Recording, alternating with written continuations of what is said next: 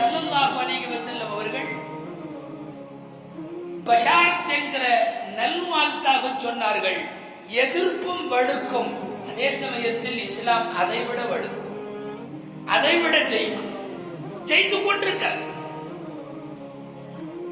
ஒரு பலவீனமான காலகட்டத்திலேயே நாயகம் சொன்னார்கள், நாங்கள் ஜெயிப்போம். யாருக்கு துணிவோர்? இன்றைக்கு ஏழையாக இருப்பவன் நாளை நான் பணக்காரன் என்று கூட உறுதியாக சொல்ல முடிவதில்லை. ஒரு வணிக கடையை திறந்து வைப்பவன் நாளை நான் வளருவேன் என்று சொல்லுவதற்கு தயக்கமாக இருக்கிறது. பசியிலும் பட்டினியும் வாழ்ந்த காலத்தில் நாயகம் சொன்னார்கள், நாங்கள் உலகையே ஆளுவோம், உலகையே ஆளுவோம். எதை முன்னறிவிப்பாக சொன்னார்களோ அது குறுகிய காலத்திலேயே நடந்தது. அந்த தூதர் வஃபாத்தாகி சில ஆண்டுகளுக்குள்ளாகவே உலகத்தினுடைய கட்டுப்பாடு இஸ்லாமினுடைய கைக்குள்ளே இருந்தது. உலகம் இஸ்லாத்தினுடைய கட்டுப்பாட்டுக்குள்ளே வந்தது. ஆனால் அறிவிப்பு செய்த போது ஒன்றுமே இல்லை. அடி வாங்கியவர்கள், பசிபட்டினியை போக்க வழி இல்லாதவர்கள், ஒரு போக்கிடம் கூட சரியாக இல்லாதவர்கள், அகதிகள், அடிமைகள், பிற்படுத்தப்பட்டவர்கள், இவர்கள் மாத்திரம் உள்ளடக்கிய ஒரு குழுமம் தான் அன்றைய இஸ்லாம். ஆனால் அன்றைய இஸ்லாத்திலே இருந்து கொண்டு பேசினார்கள், நாங்கள் உலகை ஜெயிப்போம். பர்ரா ரலியல்லாஹு அன்ஹு அறிவிக்கிறார்கள், கந்தக் என்ற ஒரு போர் நடைபெற்றது, நமக்கு தெரியும், அகழ் போர். எதிரிகள் 10,000 பேர் மதீனாவை சுற்றி, ஊரை சுற்றி குழி தோண்டி தங்களை பாதுகாத்துக் கொண்ட குழி தோண்டும் பணியில ஈடுபட்டிருக்கிறார்கள் சஹாபாக்கள். நீங்கள் கேள்விப்பட்டிருக்கலாம், நிறைய பேர் அந்த குழியை தோண்டி கொண்டிருந்த போது நிறைய பேர் உடைத்தும் உடையாத ஒரு பாறை குறுக்கிடுகிறது. விரைந்தார்கள் ஸல்லல்லாஹு அலைஹி வஸல்லமிடம்.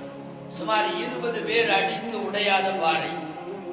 என்ன நடந்தாலும் நாயகத்திடம் விரைவார்கள். எனவே இப்போதும் போய் சொன்னார்கள், ஒரு பாறை உடையவில்லை, உடைய மறுக்கிறது. வந்தார்கள் ஸல்லல்லாஹு அலைஹி வஸல்லம். பாறையை உடைக்கிற அந்த இரும்பு கோடாரியை கையில வாங்கி, நான் குழிக்குள்ளே இறங்கி அடிக்கிறேன் என்று சொல்லி இறங்கினார்கள். நபிமார்களின் களப்பணியில் முக்கியமானது அது. குழிக்குள்ளே இறங்கியவர்கள் கையை உயர்த்தி பிஸ்மில்லாஹ் என்று ஒரே ஒரு அடி, கல் 3இல் ஒரு பகுதி துண்டானது. 3இல் ஒரு பகுதி துண்டாகி கீழே விழுந்தது.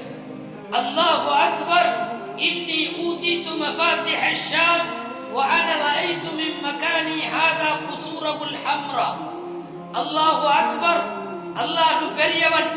நான் இந்த இடத்திலே இருந்து, அடித்த அடியின் உடைத்த சிதறிலிருந்து நான் இங்கிருந்து பார்க்கிறேன், சிரியாவினுடைய கோட்டை முஸ்லிம்கள் வசமாகிறது. அதனுடைய சிவப்பு கோட்டைகள் முஸ்லிம்கள் உள்ளே நுழைகிறார்கள். நிலைமை என்ன தெரியுமா? சாப்பாட்டுக்கு வழி இல்லாத நேரம். எதிரி சுத்தி ஊருக்கு வெளியே நிற்கிறான். அடித்து விடுவானோ என்கிற பயத்தில் குழி தோண்டி தங்களை பாதுகாத்துக் கொள்வதற்கு எச்சரித்துக் கொண்டிருக்கிற வேளையில் சொல்லுகிறார்கள், எங்க இருக்கிறது சிரியா என்கிற திசை கூட தெரியாத காலத்தில் பேசுகிறார்கள். சிரியா எங்கள் கண்ட்ரோலுக்குள்ள வந்து விட்டது. அதனுடைய சிவப்பு கோட்டைகளில் எனது முஸ்லிம்கள் நுழைகிறார்கள். மீண்டும் கடப்பாறை, மீண்டும் பிஸ்மில்லாஹ், ஓங்கி ஒரு அடி, 3 பகுதி பாறையில் 2வது ஒரு துண்டு விழுந்து விட்டது. அல்லாஹு அக்பர், இன்னி ஊதித்து மஃபாத்திஹ பாரிஸ் வ அனா ரஅய்து மின் மகானி ஹாதா குசூரஹுல் பைதா. நான் பாரசீகத்தின் கோட்டையை முஸ்லிம்கள் கைப்பற்றுவதை பார்க்கிறேன். உடைந்த பாறையின் இடுக்கிலிருந்து பார்க்கிறேன். எனது இந்த இடத்திலிருந்து நான் காணுகிறேன், பாரசீகத்தின் வெள்ளை மாளிகையை முஸ்லிம்கள் கைப்பற்றுகிறார்கள். கடைசி அடி பொல பொலவென்று விழுந்து விட்டது. 3வது துண்டும் சுக்கு நூறாகி போன பாறைக்கு இடையில் நின்று கொண்டு 3வது வார்த்தை சொன்னார்கள், ஊதித்து மஃபாத்திஹல் யமன் வ அனா ரஅய்து அப்வாப ஸன்ஆ. நான் முஸ்லிம்களிடம் யமன் நாடு ஒப்படைக்கப்படுவதை பார்க்கிறேன். யமன் கைவசம் வந்து விட்டது. யமனுடைய தலைநகர் சன்ஆவினுடைய வாசல்கள் எல்லாம் முஸ்லிம்களுக்கு திறக்கப்படுவதை பார்க்கிறேன். நபிகள் நாயகம் ஸல்லல்லாஹு அலைஹி வஸல்லம் சொன்னார்கள், வியப்பு என்ன தெரியுமா? பானை பாறை உடைபடுகிற போது சுற்றிலும் நின்ற சஹாபாக்கள் அத்தனை பேரும் பெருமகிழ்ச்சி அடைந்தார்கள். கடுகளவும் சந்தேகம் கொள்ளவில்லை. நாம ஜெயிப்போம். நாயகம் சொல்லிவிட்டார்கள், சிரியா நமது கையில். நாயகம் சொல்லிவிட்டார்கள், பாரசீகம் நமது கையில். நாயகம் சொல்லிவிட்டார்கள், யமன் நாடு நமது கண்ட்ரோலில். அத்தனை பேருக்கும் அந்த உறுதி இருந்தது, கடைசி வெற்றி நமக்குத்தான். சஹாபாக்கள் அந்த நேரத்திலேயே சந்தேகப்பட்டிருந்தால் அடுத்த அடி நகர்ந்திருக்க முடியுமா? இன்றைக்கும் இதுதான் சத்தியம். கடைசி வெற்றி இந்த உலகத்தில் எவ்வளவு பெரிய வல்லரசுகள் குறுக்கே நின்றாலும் தாண்டி கொண்டு இஸ்லாம் போகும். இஸ்லாம் போகும். கடைசி வெற்றியும் கடைசியாக ஜெயிக்க போவதும் இஸ்லாமும் முஸ்லிம்களும் மாத்திரம்தான். நபி ஸல்லல்லாஹு அலைஹி வஸல்லம் அந்த உறுதியை ஒன்றுமில்லாத நேரத்தில் சொன்னார்கள். கந்தகனுடைய யுத்தம் எந்த அளவுக்கு எழுதப்படுகிறது? எங்கேயாவது சிறுநீர் கழிக்கிறதுக்கு ஒண்ணுக்கு போயிட்டா உள்ள வந்து அடிச்சிருவானோன்னு சொல்லிட்டு சிறுநீர் கழிக்க போகாமல் எதிரிகள் வந்து விடுவார்களோ என்ற பயத்தில் நின்று கொண்டிருக்கிற போதுதான் இந்த பாறையை உடைத்துவிட்டு நாயகம் பேசுகிறார்கள், பாரசீகம் உங்கள் கையில், சிரியா உங்கள் கையில், யமன் உங்கள் கையில். எதிரியின் பயம் அவ்வளவு இருக்கிற போது உலகம் உங்கள் கையில் என்கிறார்கள். கபாப் ரலியல்லாஹு அன்ஹு, பிலால் ரலியல்லாஹு அன்ஹு போன்றோரெல்லாம் தாக்கப்பட்ட போதும் இதே வார்த்தையை சொன்னார்கள், நீங்கள் அவசரப்படுகிறீர்கள், கடைசி வெற்றி முஸ்லிம்களுக்கு, கடைசி வெற்றி இஸ்லாமுக்கு. பிலால் ரலியல்லாஹு அன்ஹுவை அவருடைய முதலாளி உமையா என்பவர் எப்படியெல்லாமோ உருட்டி அடித்தான். அஹத் என்கிற வார்த்தையை தவிர, அல்லாஹ் ஒருவன் என்பதை தவிர வேறு எதுவும் வரவில்லை. எல்லா பலவீனமானவர்களும் தாக்கப்பட்ட போதும் நாயகம் சொன்னார்கள், கொஞ்சம் பொறுத்துக்கோ, கடைசி வெற்றி நமக்குத்தான். கபாபினுடைய ஓனர் பொம்பளை, ஒரு எஜமாட்டி தீயில போட்டு தோளினுடைய எண்ணெய் பசு தீயில கலந்தது. அதாவது தோல் உருகி அப்படியே குழம்பாக தீயோடு வடித்தது. அந்த தீக்காயத்தோடு தான் வந்து நின்றார் கபாப் ரலியல்லாஹு அன்ஹு. ரசூலுல்லாஹ்விடம் மேனியை காட்டி சொன்னார், அலா தஸ்தன்சிருல்லாஹ யா ரசூலுல்லாஹ், அல்லாஹ்வின் தூதரே, ஏன் அல்லாஹ்ட்ட இதுக்கெல்லாம் கொஞ்சம் உதவி கேட்க கூடாதா என்று கேட்டார். காரணம், தீயிலே எல்லா தோள்களும் ஆங்காங்கே உரிந்து பார்ப்பவர்கள் உடனடியாக தலையை குனிந்து கொள்ளுகிற அளவுக்கு, அந்த அளவுக்கு சேதப்படுத்தப்பட்ட, சித்திரவதை செய்யப்பட்ட ஒரு உடம்பு. நபிகள் நாயகம் ஸல்லல்லாஹு அலைஹி வஸல்லம் அப்போதும் சொன்னார்கள், கொஞ்சம் அவசரப்படாதீர்கள், இந்த மார்க்கம் ரொம்ப தூரம் போய் கொண்டிருக்கிறது, இன்னைக்கு இப்படி இருக்கிறது, இது நிரந்தரம் அல்ல, என் மார்க்கம் ஜெயிக்கும், அல்லாஹ் ஜெயிக்க வைப்பான். அதற்கான உறுதியை கியாமத்து வரை அவன் உத்தரவாதமாக ஏற்றிருக்கிறான்.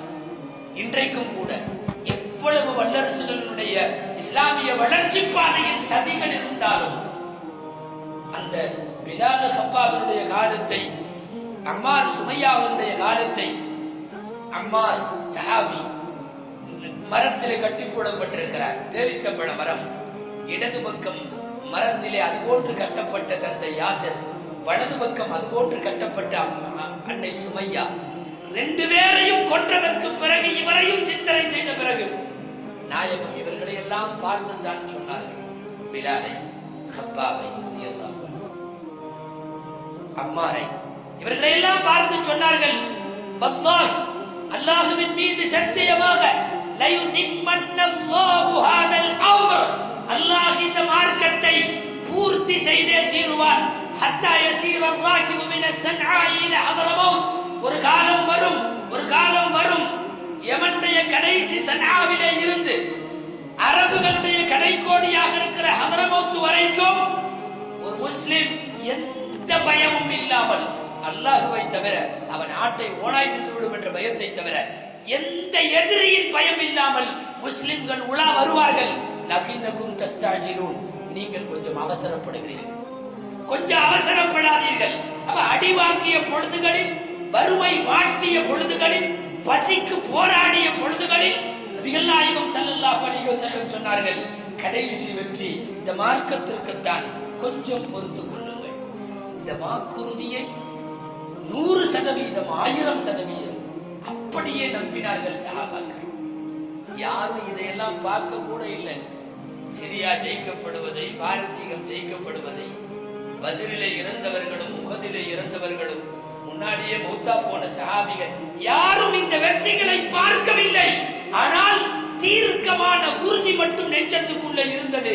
நாம் ஜெயிப்போம். நபிகள் நாயகம் ஸல்லல்லாஹு அலைஹி வஸல்லம் அவர்கள் ஜெயிப்பதற்கான வாக்குறுதியை நமக்கு தந்திருக்கிறார். இன்றைக்கு இந்த பாதைகள் எல்லாம் தாண்டி தாண்டி தாண்டி வந்திருக்கிறோம். நபிமார்களின் காலத்தில் இருந்து இன்றைய காலம் வரை பிரச்சாரம் இல்லாமல் போய் சேருகிற மார்க்கம் இஸ்லாம். நீங்கள் தினந்தோறும் எந்த தொலைக்காட்சியில் காலையிலும் இரவிலும் படுக்க செல்வதற்கு முன்பும் தெரிந்தாலும் எங்காவது ஜெபங்களும் பிரார்த்தனைகளும் கிறிஸ்தவ அழைப்புகளும் மத ரீதியாக எல்லா விதமான பிரச்சாரமும் மீடியாக்கள் முடுக்கிவிடப்பட்டிருக்கிறது. சொல்ல போனால் இந்திய அளவில் மட்டுமல்ல, அகில உலக அளவில் மீடியாக்கள் வழியாக செய்யப்படுகிற பிரச்சாரத்தில் மிகவும் பின்தங்கி நிற்பவர்கள் முஸ்லிம்கள். சொல்ல போனா பெருசா எந்த பிரச்சாரமும் பண்றதில்லை. அழைப்பாளர்கள் கூட இங்கே அதிகமாக கிடையாது. இஸ்லாத்தினுடைய அழைப்பாளர் வாங்க இஸ்லாத்துக்கு என்று சொல்லக்கூடியவர்கள் எல்லாம் குறைவு. ஆனால் இதையெல்லாம் தாண்டி எண்ணிக்கை மாத்திரம் அல்லாஹ்வினுடைய இலக்கை நோக்கி போய்கொண்டே இருக்கிறது. மறுபக்கம் சூழ்ச்சிகளும் நடக்கிறது. நிறைய சூழ்ச்சிகள். அதையெல்லாம் தாண்டி இன்றைக்கு வளருகிறது. நிறைய அச்சம் தெரிவிக்கிறார்கள். சர்வதேச கணக்கெடுப்புக்காரர்கள் சொல்லுகிறார்கள், கடந்த பாஸ்ட் 20 years யாரும் தொட முடியாத, இதுவரை உலகத்தில் எந்த மதமும் தொடாத வளர்ச்சியை இஸ்லாம் தொட்டுச்சு. கடைசி 20 வருஷம் 1990 to 2010 இந்த இரண்டுக்கும் இடைப்பட்ட 20 ஆண்டு காலத்தினுடைய கணக்கெடுப்பு சொல்லுகிறது, இதற்கு முன்னெப்போதும் இந்த அளவுக்கு எந்த மதமும் வளரல. அந்த சாதனை பிரிட்டிஷ்ல இருந்து வருகிற இண்டிபெண்டன்ட் தலையங்கம் எழுதியிருக்கிறது. இந்த 20 வருஷத்தை போலவே இனியும் தொடருமானால் கிறிஸ்தவ மதத்திற்கு தலைமை தாங்குகிற தகுதியை ஐரோப்பா இழந்துவிடும். இது எழுதப்படுகின்ற உண்மை தகவல். இந்த 20 வருஷத்தில் இஸ்லாம் போயிருக்கிற தூரம், இதனுடைய வளர்ச்சி இப்படியே தொடருமானால் ஒட்டுமொத்த கிறிஸ்தவ உலகத்திற்கான தலைமையகமாக திகழ்கின்ற அந்த ஐரோப்பிய நாடுகள் அத்தனையும் இனிமேல் இஸ்லாமிய நாடுகளுக்கு தலைமை தாங்குவதாக வருமே தவிர கிறிஸ்தவங்களுக்கான தலைமை பீடம் தகர்ந்து போய் கொண்டிருக்கிறது என்கிற உண்மையை அவர்கள் வெளிப்படுத்திக் கொண்டுதான் இருக்கிறார்கள். அந்த அளவிற்கு மிக வேகமாக பரவுகிற இஸ்லாம் அரபு நாடுகள் தவிர உலகத்தின் அத்தனை நாடுகளும் ஒரு வித்தியாசமான பயத்தில் எல்லா நாடும் இருக்கிறது. முழுமையாக இந்த நாடு முஸ்லிம் மயமாக்கப்படுமோ, எல்லாரும் முஸ்லிம்களாய் விடுவார்களோ, இங்க இருக்கிற அரசும் அதிகாரமும் அத்தனையும் முஸ்லிம்கள் வசமாகுமோ? ஏனென்றால் அந்த அளவிற்கு இஸ்லாத்தினுடைய விகிதாச்சாரம், இஸ்லாத்தினுடைய வளர்ச்சி, அங்கே சேருவோர் எண்ணிக்கை, சேர்றதெல்லாம் சேரி மக்கள் அல்ல, சேரி மக்கள் அல்ல, மெத்த கற்றவர்கள், துறை சார்ந்த மேதாவிகள், வல்லுநர்கள், ஆய்வுகளுக்கு பின்னாலே இஸ்லாத்தை ஏற்பவர்கள் அத்தனை பேர். ஐரோப்பிய நாடுகளுக்கு மிகப்பெரிய கிளி இன்றைக்கு பிடித்திருக்கிறது. இவ்வளவு வேகமாக வளருகிறது. என்ன காரணம்? ஒரு காரணமும் இல்லை. இங்கே முஸ்லிம்களிடமிருந்து கூட ஒரு எழுச்சியான அழைப்பு எதுவும் இல்லை. இது அல்லாஹ்வுடைய இலக்கு. அந்த இலக்கை நோக்கி போகிறது. அல்லாஹ் சொல்லுகிறான், லா முபத்தில லி கலிமாத்தில்லாஹ், எனது வார்த்தை மாறாது, நானும் எனது தூதர்களும் கொண்ட கொள்கையிலே ஜெயிப்போம். இறைவனுடைய அந்த ஜெயிப்போம் என்கிற வாக்குறுதிக்கு முன்னாலே யாரும் நிற்க முடிவதில்லை, முடியாது. அல்லாஹ் நடத்தி கொண்டிருக்கின்றார். உலகம் முழுக்க இன்றைக்கு இந்த பயம் பீடித்திருக்கின்றதா இல்லையா?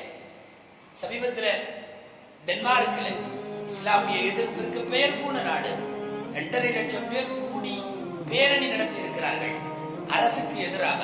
என்ன கோரிக்கை தெரியுமா? இஸ்லாத்தின் வளர்ச்சியை கட்டுப்படுத்து, நீ கட்டுப்படுத்த தவறிவிட்டாய் என்று அரசை குற்றம் சாட்டி. என்ன அந்த அளவுக்கு நாட்டினுடைய மூளை முடுக்கெல்லாம் ஒவ்வொரு வீட்டின் கதவுகளுக்குள்ளும் இஸ்லாம் அனுமதி இல்லாமல் போய் கொண்டிருக்கிறது. யார் சொல்வது யார் கேட்பது ஒன்றும் தெரியவில்லை, போய்விட்டது எல்லா கதவுகளுக்கு பின்னாலேயும். இப்ப ஆர்ப்பாட்டக்காரர்கள் அங்க இருக்கக்கூடிய அரசுகளுக்கு எதிராக போராட்டம் நடத்துகிறார்கள். இஸ்லாமிய வளர்ச்சியை நீ இங்கே தடுத்தாக வேண்டும் என்று எழுச்சிமிக்க போராட்டங்கள் அங்கே நடைபெறுகிறது என்றால், டென்மார்க் மட்டுமல்ல, உலகத்தில் இஸ்லாத்திற்கு எதிராக இருந்த நாடுகளுக்கெல்லாம் இப்பொழுது இவ்வளவு பெரிய அச்சுறுத்தல். பெருமானார் விஷயத்தில் தரக்குறைவாக கார்ட்டூன் வரைந்த தேசம் அல்லவா அது? இன்றைக்கு வரையும் இஸ்லாத்திற்கு எதிரான அக்கிரமங்களில் ஈடுபட்டு வருகிறது அரசு அல்லவா? கடந்த வாரங்களுடைய செய்தி, சிரியாவிலே இருந்து வரக்கூடிய முஸ்லிம் அகதிகள் ஊருக்குள்ளேயும் நுழைய விடாமல் கையில வைத்திருக்கிற எல்லா காசையும் பிடுங்கிவிட்டு அவர்களை போய் என்று அனுப்புகின்ற, சர்வதேசம் காரி துப்புகின்ற மனிதாபிமானமற்ற செயல்களில் ஒரு முஸ்லிம் என்று தெரிந்தால் அந்த அகதியை உள்ளே அனுமதிக்காத, அவரிடமிருந்து காசு பணங்கள் உடைமைகளை எல்லாம் பிடுங்கிக் கொள்ளுகிற அரக்கத்தனமான அரசு. ஆனால் நடக்கிறது என்னன்னா, அவர்களால் அந்த வளர்ச்சியை, இஸ்லாமிய வளர்ச்சியை கட்டுப்படுத்த முடியும். கதவுகள் தோறும் தானாக தட்டிக்கொண்டு இஸ்லாம் உள்ளே போய்விடுகிறது அல்லவா? எத்தனை சூழ்ச்சிகள் துவக்க காலத்தில் இருந்து இன்று வரை, ஆனால் ஜெயித்துக் கொண்டிருக்கிறது இஸ்லாம், வளர்ந்து கொண்டிருக்கிறது. அது இன்னகும் யகீதுன கைதன் வஅகீது கைதா. அவர்கள் சூழ்ச்சி செய்கிறார்கள், நானும் சூழ்ச்சி செய்கிறேன். அல்லாஹ் சொல்லுகிறார், சூழ்ச்சியாளர்களில் ஜெயிப்பவன் அவன் மட்டுமே எல்லா காலத்திலும். யகீதுன கைதன் வஅகீது கைதா. அவர்கள் சூழ்ச்சிக்கிறார்கள், நானும் செய்வேன். மகிழில் காஃபிரீன அமில்ஹும் ருவைதன். கொஞ்ச காலத்துக்கு மட்டும் இவர்களை விட்டு விடுங்கள். அந்த கொஞ்ச காலத்தின் அளவு எது என்று சரியாக தெரியவில்லை என்பார்கள் முஃபஸ்ஸிரீன்கள். அந்த ருவைதா, கொஞ்ச காலம் அவர்களை விட்டிருக்கிறேன், பிடித்து விடுவேன். இந்த கொஞ்ச காலம் எதுவென்று தெரியவில்லை. ஆனால் அந்த இலக்கை நோக்கி மட்டும் இஸ்லாம் போய்கொண்டே இருக்கிறது. நபிகள் நாயகம் ஸல்லல்லாஹு அலைஹி வஸல்லம் அவர்கள் ஒன்றுமில்லாத காலங்களில் எல்லாம் அந்த அரபிய கிராமங்களிலே நின்று கொண்டு நாயகம் பேசினார்கள், நாங்கள் இதையெல்லாம் ஜெயிப்போம். இன்றைக்கு ஜெயித்திருக்கின்றோம். உலகத்தினுடைய எல்லாத்தையும், கத்தோலிக்கர்கள் அவங்க இவங்க யார் உச்சகட்டத்தில் இருக்கிறார்களோ அவங்களை எல்லாத்தையும் தாண்டி விட்டது இஸ்லாத்தினுடைய வளர்ச்சி. அவர்களுக்குள்ள கிறிஸ்தவ உலகத்தின் பெரிய எரிச்சல் என்னவென்றால், இந்த வளர்ச்சியை வெளியே சொல்லாமல் இருந்தார்கள். அவர்களுக்கு நியமிக்கப்பட்ட தலைமையான போப்பே வாய் திறந்து சொல்லிவிட்டார், சமீப காலங்களில் கிறிஸ்தவத்தை விட இஸ்லாம் வளர்கிறது என்று. அவருடைய வாயில இருந்து வெளிவந்து விட்ட பேட்டியில இன்னும் வளர்ச்சிக்கு போயிருக்கிறார்கள். அந்த போப்பு சொன்னது மாத்திரம் தான் உண்மை. உலகத்தில் எல்லா மதங்களையும் தாண்டி வேகமாக போகிறது. என்ன இங்கே சர்வதேச அளவில் வல்லரசுகளுடைய எதிர்ப்புகள் ஒரு பக்கம், உள்ளே இருக்கின்ற ஏராளமான குழப்பங்கள் ஒரு பக்கம். இஸ்லாத்திற்கு எதிராக பேசுபவனும் இஸ்லாத்திற்கு உள்ளேதானே இருக்கிறார். இந்த வாரத்தினுடைய பத்திரிகை செய்தி நீங்கள் பார்த்திருக்கலாம். மார்ச் 8 உலக பெண்கள் தினத்தை முன்னிட்டு கேரளாவிலே நிசா என்ற ஒரு அமைப்பு, அந்த அமைப்பு முஸ்லிம் பெண்களின் மேம்பாடு என்று கருத்தரங்கம் நடத்துகிறது. கருத்தரங்கத்திற்கு மிக விருந்தினராக வந்து சிறப்புரை பேசுபவர் ஒரு கேரளாவுடைய உயர் நீதிமன்ற நீதிபதி வந்து பேசுகிறார். என்ன பேசுகிறார் தெரியுமா? சாக்கடைத்தனமான பழைய ஒரு கருத்தை பேசுகிறார். ஆண்களுக்கு மட்டும் 4 பெண்கள் மனைவியாக வரலாம் என்றால் 4 பெண்கள், ஒரு பெண்ணுக்கு ஏன் 4 கணவர் இருக்கக்கூடாது என்கிற ஆக அசிங்கமான கேள்வியை பேசுறது டீக்கடை பெஞ்சில இருக்கிற ஆள் அல்ல, கேரளாவுடைய உயர் நீதிமன்ற சீட்ல இருக்கிறவர்.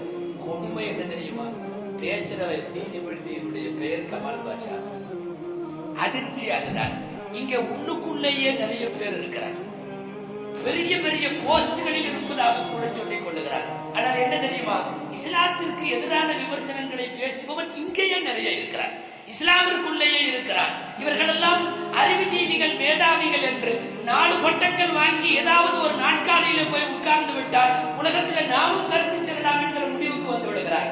இங்கே உள்ளுக்குள்ளிருந்து பேசுகின்ற நிறைய பேர், வெளியில இருந்து சர்வதேச அளவில் திணிக்கப்படுகின்ற நிறைய விமர்சனங்கள், இதையெல்லாம் தாண்டியும் நான் துவக்க ஆயத்திலே சொன்னது போல அல்லாஹ் சொல்லுகிறான், இத்தனையும் மீறி இஸ்லாம் ஜெயிக்கும். எல்லா தீன்களை விடவும் எனது தீனை ஜெயிப்பதற்காகத்தான் நான் இலக்கு நோக்கி போய் கொண்டிருக்கிறேன் என்பது அல்லாஹ்வுடைய வாதம். அல்லாஹ் ஜல்ல ஷானுஹு தஆலா அந்த இலக்கில் வெற்றியை அடைவான். அதுவரை சூழ்ச்சிக்காரர்களின் சூழ்ச்சிகள் வெளியிலிருந்தும் உள்ளிருந்தும் எக்கச்சக்கமான சூழ்ச்சிகள் வந்து கொண்டே இருக்கும். மொத்தத்தில் மாலுமி இல்லாமல் பயணிக்கிற கப்பல் போல், அழைப்பாளர்களே இல்லாமல், அழைப்பு பணியும் பெரிதாக இல்லாமல், ஆனால் உலகத்தின் உயர்தரமானவர்களின் வீடுகளுக்குள்ளே சத்தமின்றி புகுந்து கொண்டிருக்கிற இஸ்லாம். நபிகள் ஸல்லல்லாஹு அலைஹி வஸல்லம் அன்றைக்கு அங்க ஒரு குக்கிராமத்திலே சொன்ன சொல்லை இன்றைக்கு உலகம் நிரூபித்துக் கொண்டிருக்கிறது. அல்லாஹ் ஜல்ல ஷானுஹு தஆலா சரியான கோணத்தில் இஸ்லாமை புரியும் தௌஃபீக் தௌஃபீகை உலக மக்களுக்கு அல்லாஹ் வழங்குவானாக. உலகத்தினுடைய அமைதிக்கு, வெற்றிக்கு, ஏன் வாழ்க்கையின் அர்த்தத்திற்கு இஸ்லாம் ஒன்றுதான் தீர்வு என்று புரிகிற தௌஃபீகை அல்லாஹ் எல்லா மக்களுக்கும் தருவானாக. வளர்ந்து செல்லுகின்ற இந்த இஸ்லாத்தினுடைய வளர்ச்சியில் அல்லாஹ் நம்மையெல்லாம் ஒரு சிறு துடியாவது அங்கமாக்கிக் கொள்வானாக. ஆமீன். வ ஆகிரு தஅவானா அல்ஹம்துலில்லாஹி ரப்பில் ஆலமீன்.